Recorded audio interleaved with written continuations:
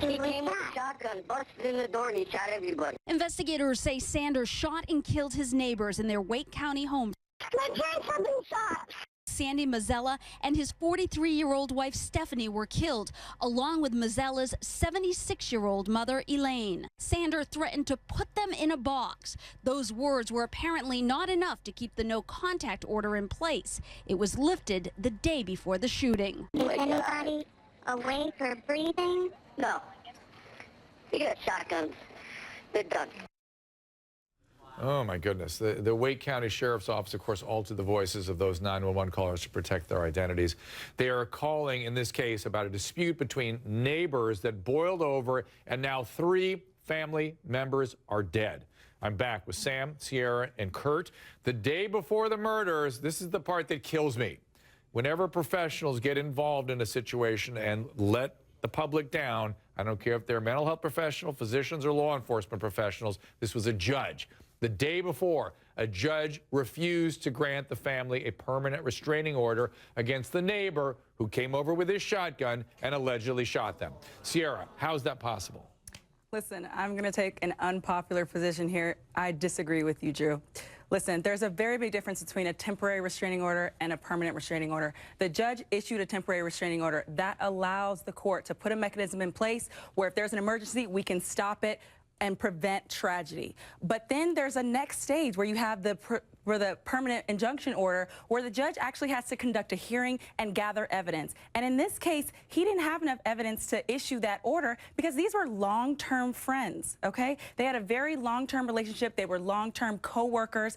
It wasn't a relationship where they had had violence in the past. And so it didn't rise to the level of restricting the other man's individual rights as an American citizen. Oh, back to that again. That makes me so ill. It's true. When individual rights trump the safety of everybody else, I go out of my mind. Did they not give them enough evidence to rise to the level of this injunction? Well, clearly not. A permanent injunction's a huge imposition on somebody's civil rights and should be What? This alleged murderer? Oh, God, we should never. How dare we impinge on this guy with a shotgun, allegedly? In hindsight, you are absolutely right.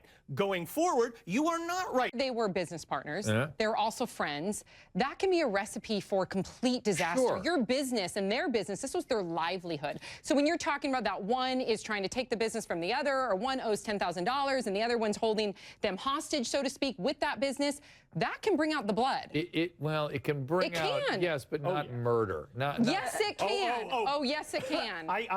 I'm a business owner. Yes, it can. I do a lot of business disputes. I drive a really nice car because people don't get along. And the emotions can run really high. There are bad people out there who are going to break and do bad things. And no piece of paper, no judge, no cop is going to stop them. All right, look. And that just happens. That's why we can't have the judge as a scapegoat. Listen, he did terrible things. Was it foreseeable that he was also going to kill his friend's wife and anyone else and the mother? So no, the answer is yes. In my profession, we prognosticate. That's our part of our job is diagnosis, prognosis, and we can tell the judge. You just see the problem right here. It's mental illness. Mental illness is being ignored. I don't care what anybody says. It's being ignored. I've seen so many friends snap. All right? Yeah. We need to stand up and say enough about the guns. It's mental illness. All right? There are people out there that need help. But to be fair, it's not mental illness. It's access to proper care. Right? Yes. It's because mental illness is exactly. We all have this thing. We need more help. There are people out there that need help, and it's just being ignored. It's not being ignored. It's not being ignored. I keep on hearing the government say, "Oh, you know what? We're going to help. We're going to help out." I don't see that. I got you. You were singing to the choir here, but it's not just access, it's adequate access too. And what's happening is, thank you, sir, what's happening is law enforcement and these judges and everybody else is ending up having to take on exactly what this man is upset about, because that wasn't what law enforcement was supposed to do, right? No, my profession was supposed to do that. You guys handle the people with mental illness. The police enforce the law. Sometimes there's some crossover. Unfortunately, the biggest mental health system that we have right now is the jail and prison system. And it's terrible.